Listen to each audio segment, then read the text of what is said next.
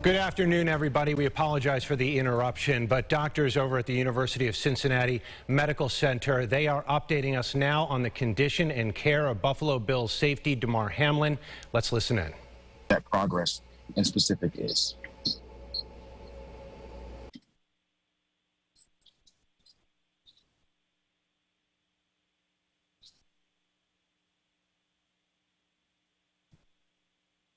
Do that with the person who just posed the last question. Did I come through clearly there? No, can you try again? Yes, apologies. First of all, appreciate you, Dr. Pritz and Dr. Knight, for your time and your care in this situation. This is Cameron Wolf with NFL Network.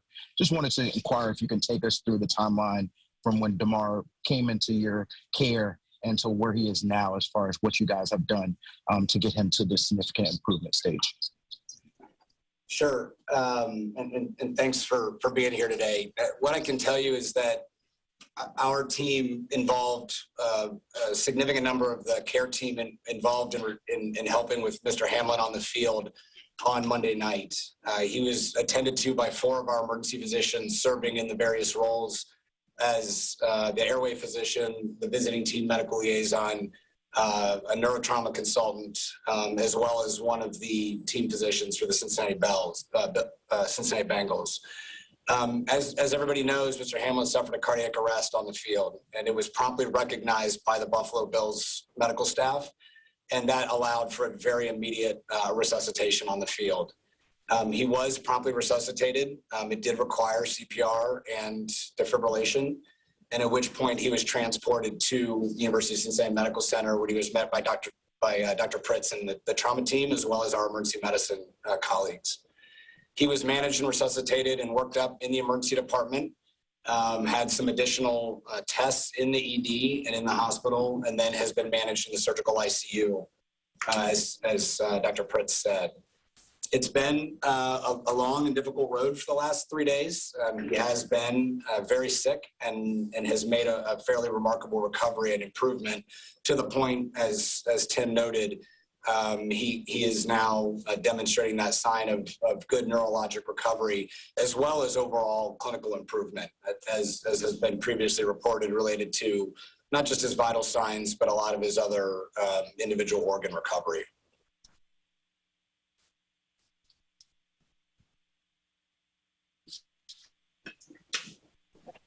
Doctors, this is Thad Brown from WROC Television in Rochester, New York.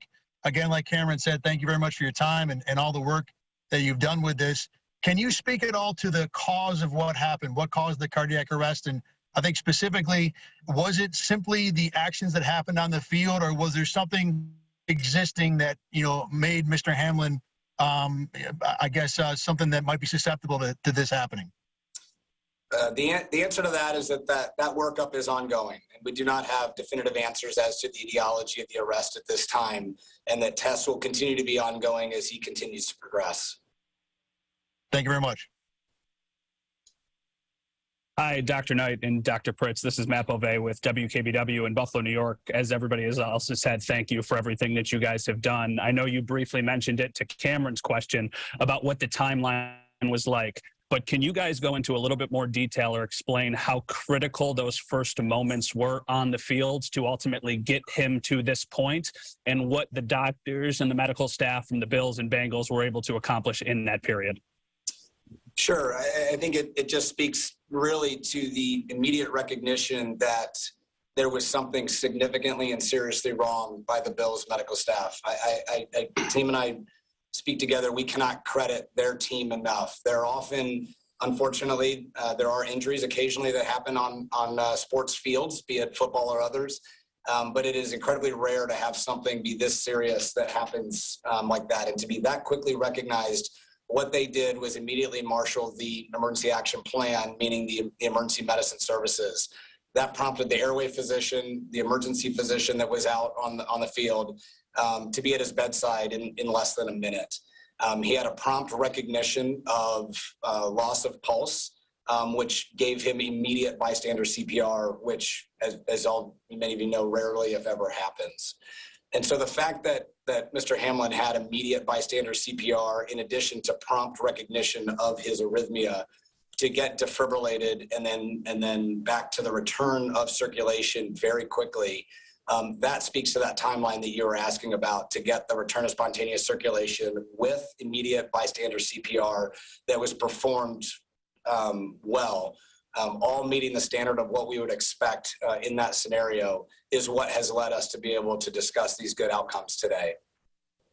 I will second that. You know, the Bills training staff who was with them immediately recognized that this was not a run-of-the-mill injury and that they had a significant event on their hands, and immediately responded and got the emergency response team involved in his care.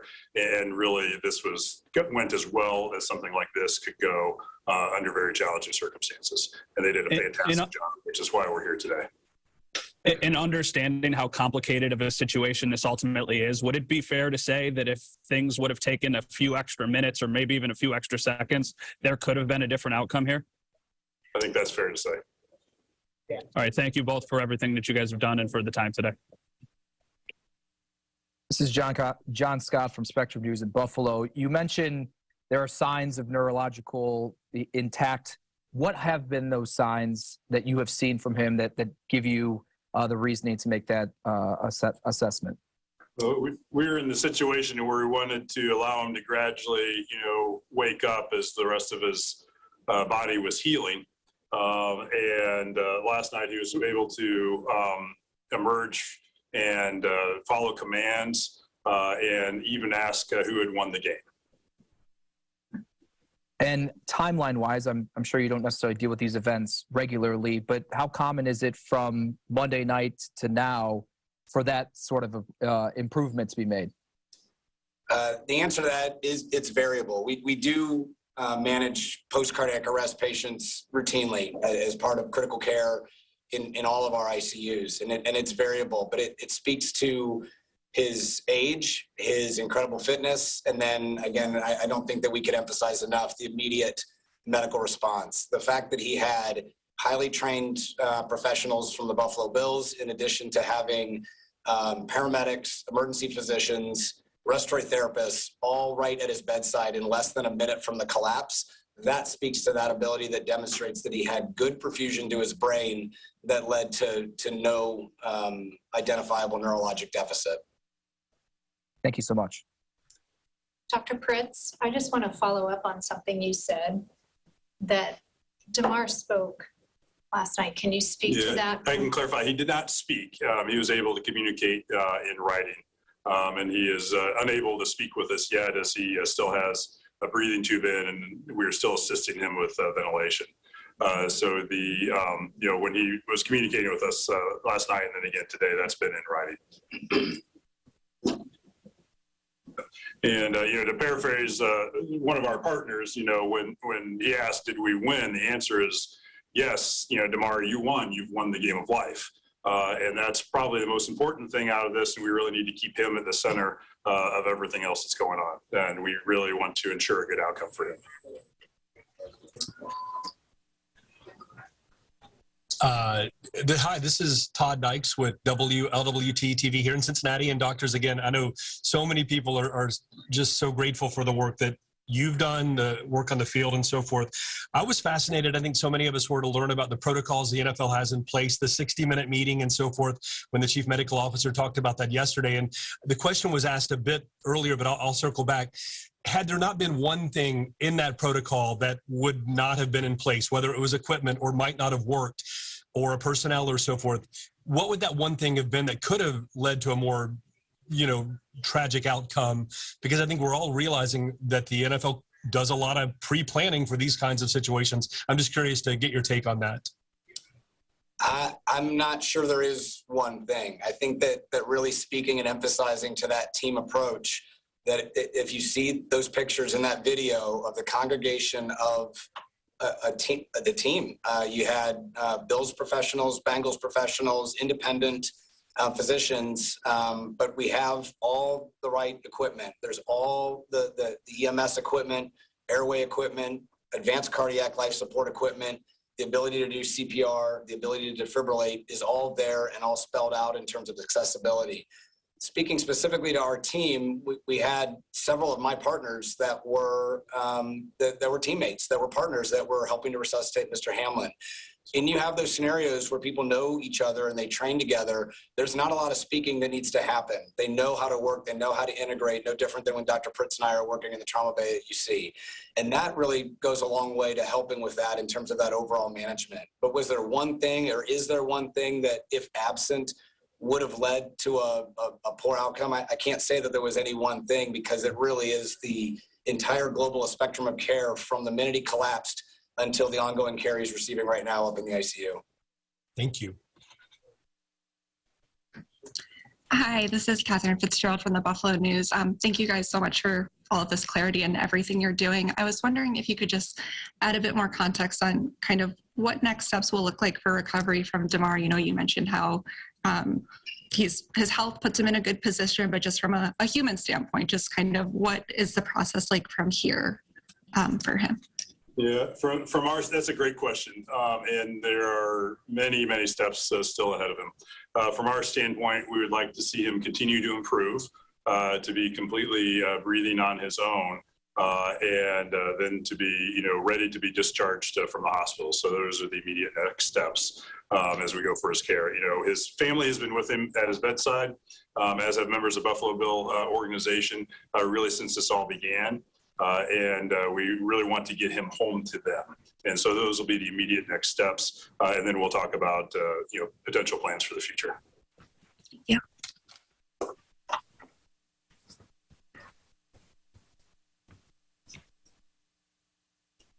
Hey guys, it's Liz Bonus from WKRC TV Cincinnati. So excited to just talk to you for the first time, and I want to say you've certainly made a difference showcasing our city and the great medical care here. A couple things. I'd heard that he had to be trached on the field. I was wondering if you could comment on that, and that as a result there may be some lung challenges. And then I also just wondered, kind of from here, what about the physical constraints now? Do you expect him to fully walk and talk and all the rest of that? Sounds like the brain function we were really worried about is good, but what about the rest? Liz, I can answer your first question. He was not trached on the field. He was intubated on the field, had what I would deem a textbook resuscitation on the field from, again, immediate bystander CPR, defibrillation, airway management, and then transport to the hospital. It's critical that we do that resuscitation at the scene of where a cardiac arrest is. That portends the best recovery. There was no trach or airway other than the endotracheal tube that he has. As for the long-term recovery, again, we're focused on the right now, and he still has a little ways to go in terms of liberation from the ventilator. And I think that's going to be our focus right now in terms of helping him to recover, liberate, continue to get stronger and rehabilitate. But it is entirely too early to project into the future. So is there any reason that you don't expect him to make a full recovery? Again, more focusing on right now. I don't have any reason to expect or not to expect anything into the future, just focusing on what's going on right now. All right, last thing. Lots of people are praying for you guys, and they've just wondered if you felt it. Yeah, we have. It's been very powerful.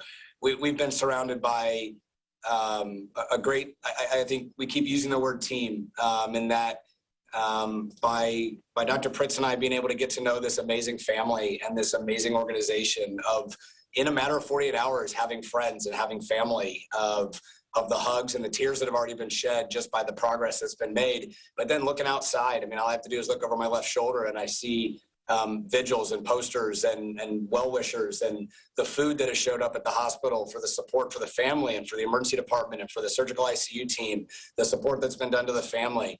Damar's family is wonderful. They've been right here. They've been great throughout the entire stay. And so have we felt it? Yeah, it doesn't take long to look outside and see the lights, the blue and the red around the city of Cincinnati, the support from local restaurants, the support from the fans and just people who are concerned. So yes, it's been very powerful. And does Damar know it too? He's learning it today. He's learning it today. Excellent. Thanks, you guys. Hi, guys. This is Coley Harvey with ESPN, and just echoing everyone else, really thank you guys so much for taking this opportunity to talk to us. I actually I just have two questions, but I want to piggyback on that last point. You guys have mentioned that there has been a level of communication with Damar writing. I'm curious, what are you all able to see that he's understanding or processing what all has happened to him these last couple of days? We've discussed, with him what happened.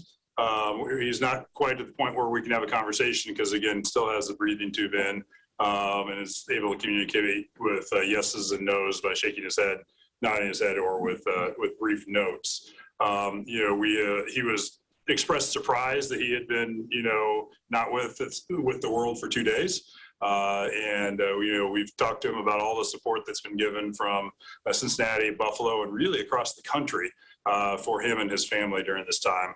His mom and dad have talked to him about what has happened, and we expect that we'll continue to have ongoing conversations with him.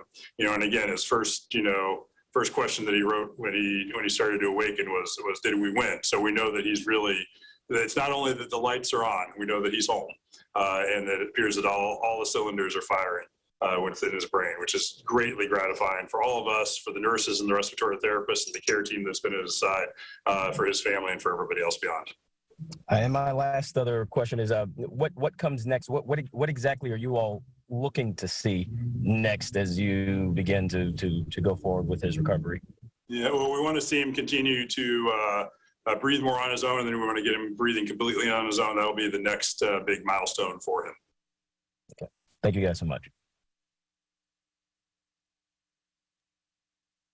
Hello, doctors. Adam Kilgore with the Washington Post. Thank you for doing this. At this stage, what would you project to be the best case scenario for Damar's ultimate return to function? I think, what is the best? The best is getting him to the way he was at 8 o'clock on Monday evening. Is completely neurologically intact, strong, good lung function, no cardiac dysfunction with his heart. The best outcome would be back to who he was before this all happened. Thank you.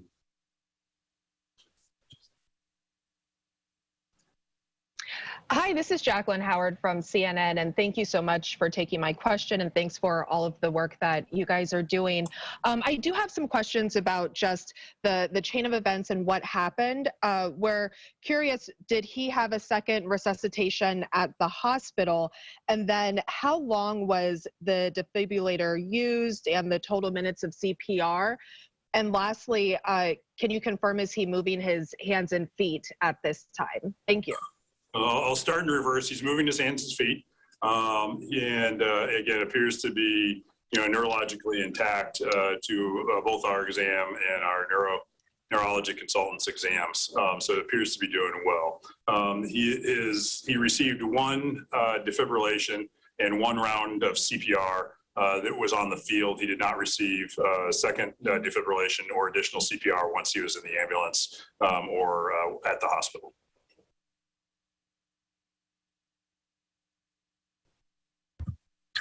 Hey, doctors. Thank you for doing this. To clarify something that was just said, the best is getting him back to the way he was prior to the injury.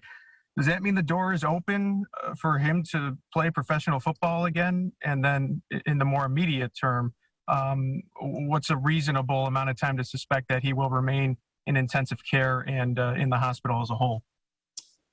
I think the answer to the first question about his future in professional football is that it's entirely too early to have that conversation. He's still critically ill in the ICU. Our focus is on getting him better, to get him extubated and on the road to recovery. So it truly is too early to have that conversation. I already forgot your second question. I apologize. The real next steps are allowing him to continue to get better. Again, we're still focused on the day-to-day. And then we'll talk about next steps after that.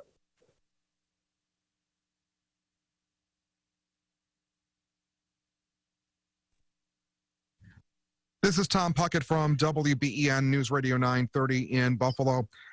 Doctors, I know you just answered Chris's question about the time frame for Damar Hamlin's return. went through the pro football, but how much post-hospitalization physical therapy and the likes will he need before he gets clearance to return to football? Yeah, that's a very good question. And it's really individualized to each person. And that process of recovery, rehabilitation starts to really engage and involve physical therapists, rehab physicians in terms of what are his needs.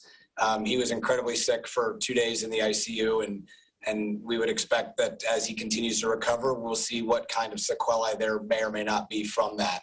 A lot of it is just going to be defining what kind of strength may he have from that and recover as we get his nutrition back up to par and his strength back up to par and his rehab and recovery. So it'll be a very individualized, tailored plan that'll become a lot more clear when we're in that phase, which we're still a little ways out from.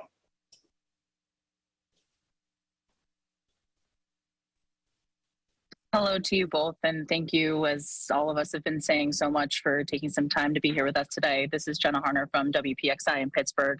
You mentioned liberation from the ventilator. What hurdles are still left for Damar to get off that ventilator and hopefully, as I know a lot of us are hoping, to have him get out of the intensive care unit? You know, we sort of view the ventilator as an aid for him as he needs it. And so, you know, after the initial event, we were supporting him on the ventilator 100%. And what our goal really is for liberation from mechanical ventilation is to gradually decrease the amount of support and let him pick up the difference. And when we, you know, reach 0% support, breathing tube comes out, and then we define that as success.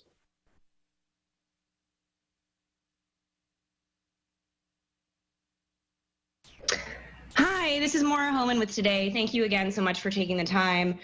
There's been a lot of speculation around the fact that Damar's condition might be related to a condition called commotio cordis.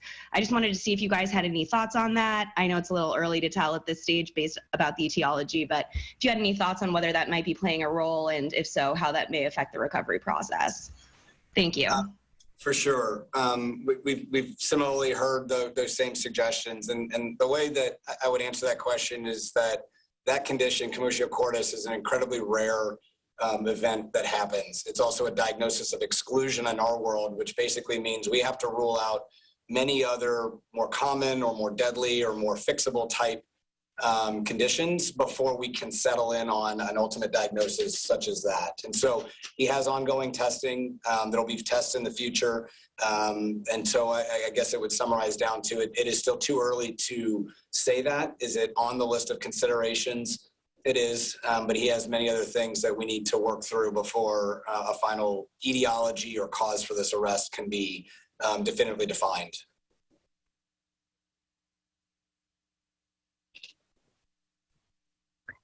Hi, doctors. Maggie Vespa with NBC News. Thank you again. Just echoing what everybody's saying. First and foremost, a minute detail question, but what is he writing on? Is it a whiteboard or a notepad? It's high tech. It's a pen and a piece of paper and a clipboard. Oh, wow. Yeah, that's very high tech. Thank you. Okay. The next question, I appreciate your thoughts on next steps and what you'd like to see moving forward. We were wondering, is there a timeline by which you sort of really want to see him breathing on his own? Meaning if you don't get it by that time, it could have consequences. That's a really good question. Every patient is different. And when families ask me, how long do I need to be in the ICU? How long is our family member going to need to be on a ventilator? The answer is as long as it takes and whatever you need. And so, you know, from our standpoint, we'll continue to give him all the support and intensive physician, ICU, and respiratory care that he needs. But our goal is to eventually, you know, be able to peel that all away so that he's doing it all on his own. But the short answer is, as long as it takes, there's no threshold in our world beyond which there's damage from the ventilator support itself. But you know, we like to liberate him as soon as possible. I appreciate it. And then can you also, just got a text, say who, if anyone in particular, he was asking that first question to, like maybe who's the first person he talked to when he woke up? But I can't say names, but it was to his bedside nurse last night. Okay, gotcha. So, and is he holding anyone's hand? We had heard he might be holding family members' hands. Yep, he held many people's hands. Held my hand.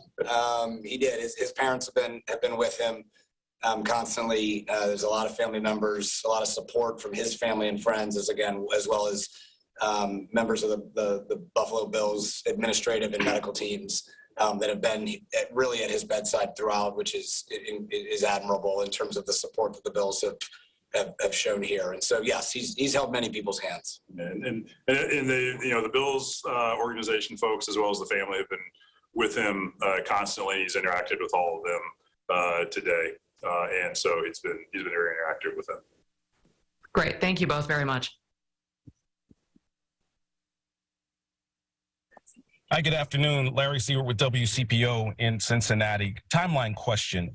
You mentioned the care that happened within a minute of him being down on the field. Can you walk us through the additional timeline of how much time it took to get him from being intubated there on the field to being in the ambulance to being in the emergency department receiving that care there? The on-field resuscitation timeline, that is going to be reviewed and really looked at in depth kind of at a later moment. We like to do a more detailed debrief to really make sure that we can identify exactly what you're talking about for both review and overall quality assurance. In general, it was several minutes on the field before CPR was started, just a couple of minutes before CPR was started, as well as before the defibrillation. He initially had a pulse on the field and then lost it under the nose of the physicians and the team that was with him. And so he had truly immediate bystander CPR, and then a defibrillation happened within several minutes as well. At that point, and that is really textbook for the kind of arrhythmia that he had, and at which point then, while his respirations were being supported, he was moved into the ambulance where he was successfully and quickly intubated and then transferred to the hospital. And so I believe, if I'm not mistaken, he was at the hospital a little after a half hour from when he fell, 45 minutes. I don't have the exact timeline, but again, it was all textbook to what I would expect for the kind of cardiac arrest that he experienced. And again, we can't say enough about the quick actions of the Bills training staff and then the physicians who were on the field with getting to him, recognizing that this was a very serious situation and responding and saving his life. It was really, really outstanding work from all of them. And not just saving his life, but his neurologic functioning. The reason why we're talking about his recovery of neurologic function is the true critical importance of immediate and good and high quality CPR and immediate access to defibrillation.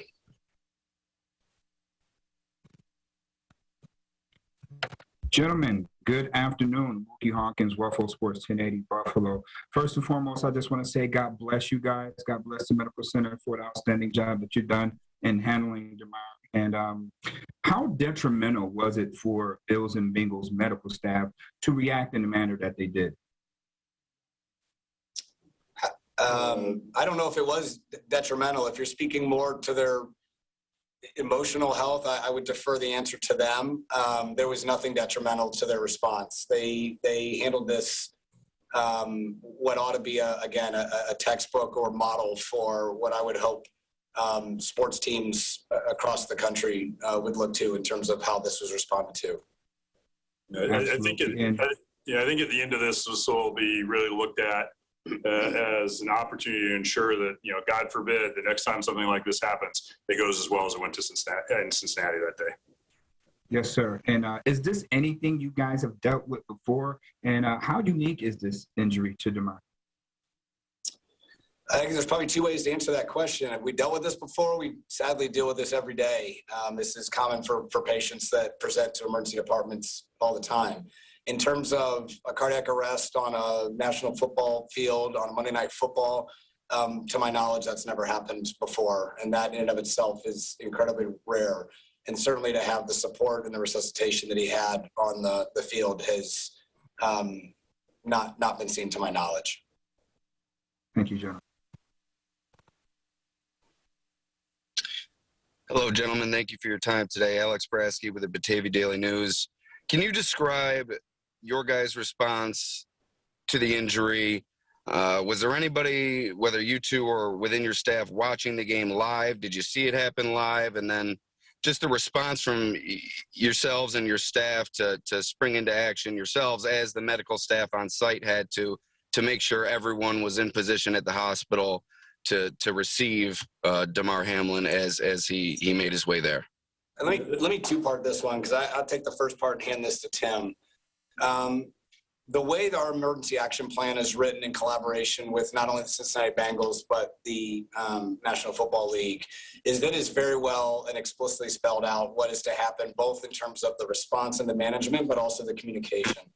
And so you had 4 emergency physicians from, really 5 emergency physicians from University of Cincinnati on the sideline in various roles supporting the game via the neurotrauma consultant, the visiting team medical liaison, the airway physician, and they were responsible for that primary medical care and including the communication with the emergency department. Working in the emergency department that night was another one of my partners who is another one of our NFL VTMLs, also familiar with this world, who was the attending of that ship. And Dr. Pritz's team was also notified, again, through these channels that are pretty well spelled out through the emergency action plan. And so all of that happened absent of Dr. Pritz's and I's initial presence. Tim came in as backup, and then I later came in also as backup to support our teams, to help offload and to help manage while the immediate resuscitation and management of Damar was ongoing. So to hand off to Tim what happened, because he was boots on ground initially, that is all very well spelled out to help mobilize very quickly our trauma team and our trauma response, in addition to consultants. We had a lot of different consultants that were readily available as well. Yeah, we are, the University of Cincinnati Medical Center is privileged to serve as the only adult level 1 trauma center in our region. We're an academic healthcare center, which means that we have layers and layers and layers of knowledge and experience that we can bring to bear on any individual patient. So from that standpoint, the trauma team was activated in its usual fashion, and the patient, when he arrived, was met by the full assemblage of emergency medicine physicians, specialized shock resuscitation unit nurses, trauma surgeons, respiratory therapists. And in addition, because of the particular nature of this, and because he had an arrest, he was also met by our cardiology team, who was ready to intervene if needed. Was there anyone on your staff watching the game live, and did anybody see the injury take place live? If so, was there any reaction shared with you two? I think probably everybody on the staff was watching the game live. It wasn't directly involved in patient care. It was a highly watched game, and I know I had at least 3 partners who were physically at the game during this happened. I mean, the reaction, like anything else in sports, is one of disbelief and sadness. Sports are a wonderful thing. Football is a great game, and you hate to ever have anything happen to the participants in the sport. So we really don't want to see anything like this happen. Thank you for your time and for your service. Thank you. Hi there, Marshall Kramsky, WCPO 9 in Cincinnati. 2 quick questions for you. You said earlier that not only is Damar home, the lights are on. From what you can tell, how's he doing emotionally? It's honestly, it is too early to tell. I mean, he's still on the ventilator. That does require still a little bit of sedation to make sure he's comfortable. Being on a ventilator is not the most comfortable thing. So that, in fairness to Damar, has not been fully assessed in terms of even his awareness of everything that has happened in the last 3 days. That will come more as we have better assessment. When we talk about neurologically intact, it's a very gross term of big motor movements and following commands. When we talk about the finer things that make us human, cognition, emotion, speech, language, etc., we're looking forward to learning more about that soon. And in response to all of this around the league, players have been saying that one of the best places for, God forbid, trauma to happen is short of a hospital, an NFL field. How much truth is there to that in your professional opinion? In terms of in Cincinnati? Just being on an NFL field and that the care that they can be provided with so quickly. Well, I mean, the biggest thing that happens on an NFL field is that each team has each sports team has an entire team of not only athletic trainers and assistant athletic trainers, but also team physicians. There's a wide breadth of experience that ranges everything from sports medicine, orthopedic surgery, emergency medicine, primary care. Teams have ophthalmologists, neurosurgeons. There's a wide range of different supports that different teams have. And so when you're on an NFL sideline, there are layers upon layers of not just preparation, but presence of, and it's not just physicians. There are paramedics, there are respiratory therapists, all there that are trained in a part of this emergency action plan and part of those roles to do that. And so is it a good place to have an event like this? Again, as Dr. Pritz said, you don't ever want to have an event like this, but where there are a lot of cameras to record what happened and to have a good video review, as well as the immediate response of highly trained physicians in specific areas such as airway management, emergency medicine, orthopedic surgery, sports medicine, primary care, et cetera, with the equipment that is afforded there with immediate paramedic and ambulance support. Yeah, it gives us a lot of opportunity to do things at the scene that you may not have at a grocery store or a mall, that you are bringing that expertise to that versus it already being there. Thank you, and thanks for updating us on all that you've done.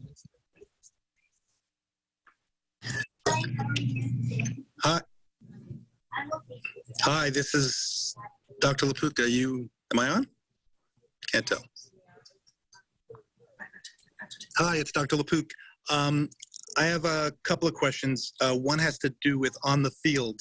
I know you said it has to still be reviewed, but I might understand that he went down and initially he did have a pulse and then he lost the pulse. He had a cycle of CPR. How long was that cycle? Was it 2 minutes? And then he immediately had defibrillation?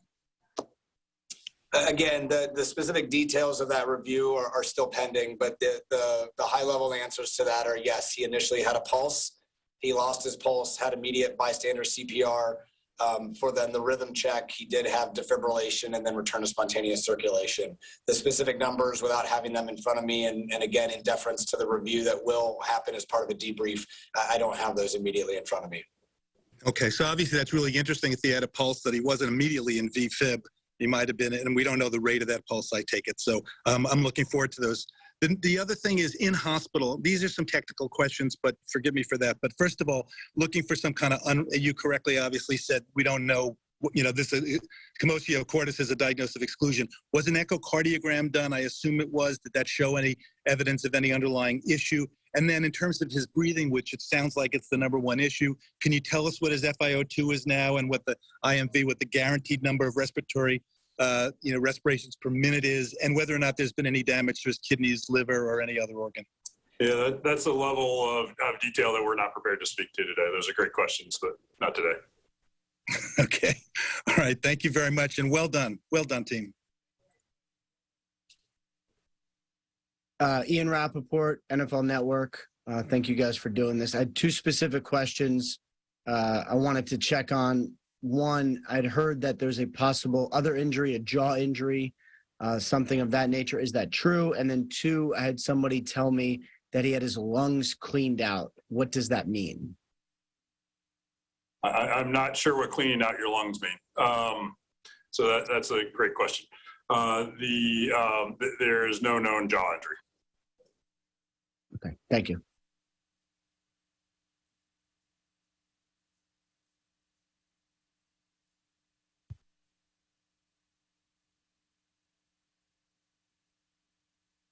Next question. Sorry, guys, you got me. Sal Capaccio here from WGR Radio in Buffalo. My apologies. My question is, in the time that, the ambulance was off the field and into the tunnel, there was, it didn't immediately go to the hospital. There's been some questions as to, what was happening then and why that was. Can you take us through the process of why maybe it didn't go initially, why it stayed behind, what was happening during that time period? The level of detail to that, I don't have that immediate information that is similarly going to be part of the debrief. There was a portion, again, of the ongoing resuscitation in the ambulance, and whether that was part of on the field or in the tunnel, of both helping to get preparing for his airway management, which again occurred in the ambulance, again, managing his oxygen saturations to get him optimized to then intubate him and then transport him to the hospital. outside of that particular process, I don't have any additional information. And again, a lot of those specific details are going to be part of the debrief. Okay, thank you. Pat Freeman from the Buffalo Criterion newspaper. How are you today? Thank you. My question was, looking at the replay, Damar seemed to hit his head pretty hard on the turf. Was there any signs of concussion or head trauma to him? Yeah, what we can tell you now that his neurological function, appears to be intact at present. So did he hurt his head any? Do you know? The two ways to answer that is that he does not have any physical or radiographic signs of head trauma. Concussion is a clinical diagnosis, and since he has been intubated and largely sedated throughout his course, we have not had the ability to do what we would ordinarily do to evaluate and test for a concussion. All right. Thank you very much.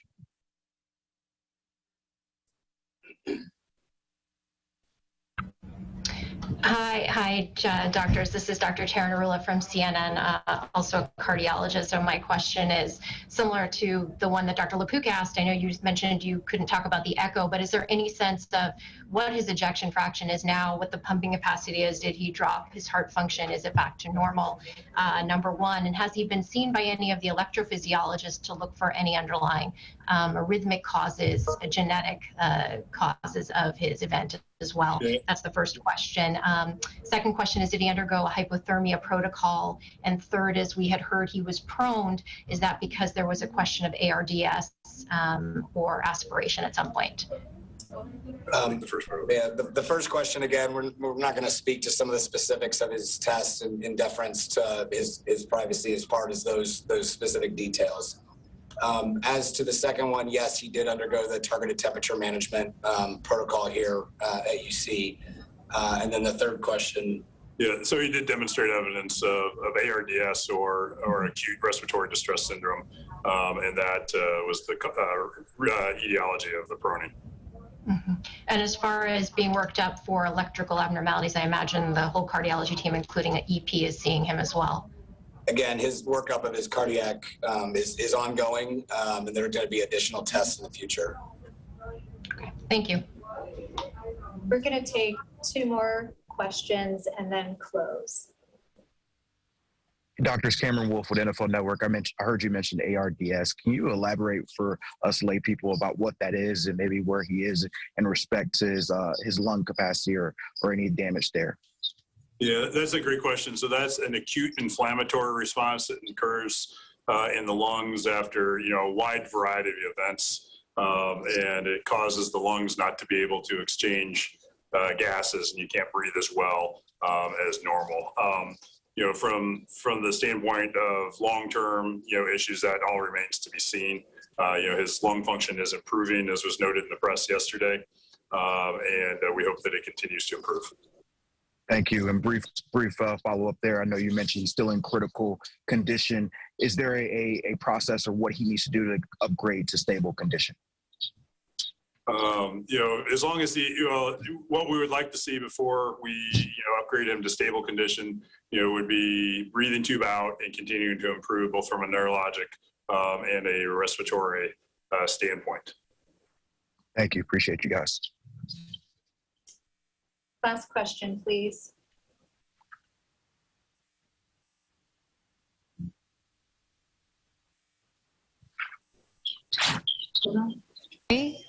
Yeah, can you hear me? Sorry about that.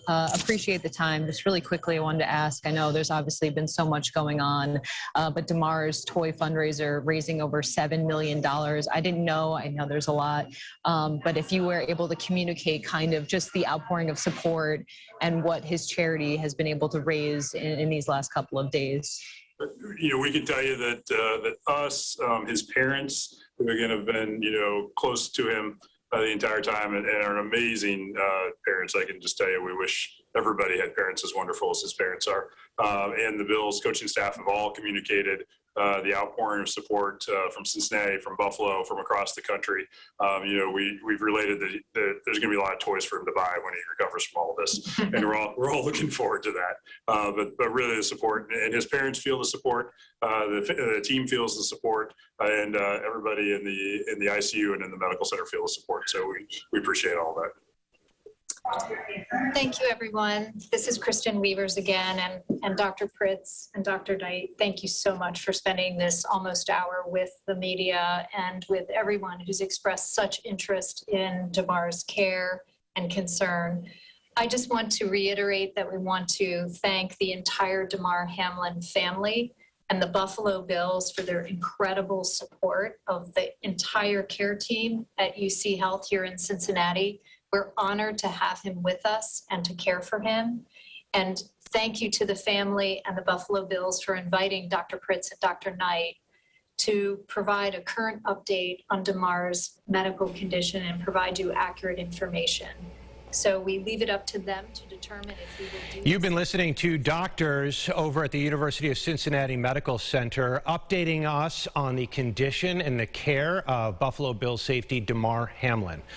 Not only is he alive, but he is recovering. So tremendous news out of Cincinnati today. Doctors saying that it had been a long, difficult road for the last 3 days, but not only is he awake, but he is neurologically intact, which is huge news. We knew that this was a heart issue. He had gone into cardiac arrest during Monday night's football game. The big question is, what impact did this have on his brain?